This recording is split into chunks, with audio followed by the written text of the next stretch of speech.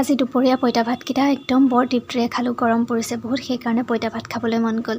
আৰু পইতা ভাত খাবৰ কাৰণে কি যোগাৰ কৰিলোঁ চাওক। পোনপ্ৰথমতে আপোনালোক সকলোকে মোৰ চেনেলটোলৈ স্বাগতম জনাইছোঁ। আশা কৰিছোঁ আপোনালোক সকলো ভালে আছে, ময়ো ভালে আছোঁ।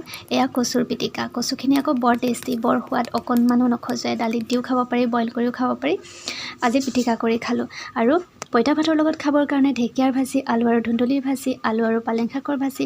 পালেং শাক হৈছে যিবোৰ পালেং শাক গুটি ধৰিছে, সেই পালেং শাকবোৰ খাই পেলাই বহুত বেছি টেষ্টি হয়, সেইকাৰণে আজি তেনেকৈ ভাজিলোঁ। আৰু এয়া নেমু লৈছোঁ, এটা জলকীয়া লৈছোঁ, কচুৰ পিটিকা লৈ একদম তৃপ্তিৰে ভাতকেইটা খাবলৈ লৈছোঁ। সকলোখিনি যোগাৰ কৰি লোৱা হৈ গ'ল। এতিয়া ধুনীয়াকৈ খাবলৈ বহিছোঁ দুপৰীয়া। আপোনালোকৰ বাৰু ভিডিঅ'টো চাই কেনে লাগিছে জনাবচোন কমেণ্টত। আৰু লগতে যদি নতুনকৈ চাইছে তেতিয়াহ'লে প্লিজ মোৰ চেনেলটো ছাবস্ক্ৰাইব কৰি দিব আৰু লগতে বেল আইকনটো প্ৰেছ কৰি দিব, তেতিয়াহে মোৰ ভিডিঅ'সমূহৰ নটিফিকেশ্যন আগতীয়াকৈ পাই থাকিব। ইয়াত আকৌ খাবলৈ আটাইতকৈ মই জুতি পাইছোঁ কচুৰ পিটিকাখিনি। তাৰপিছতে পালেং শাকৰ যে গুটি ধৰা গছবোৰ আনি ভাজিছোঁ, সেইবোৰো বৰ ধুনীয়া লাগিছে খাবলৈ। যদি খোৱা নাই আপুনি খাই যাবচোন।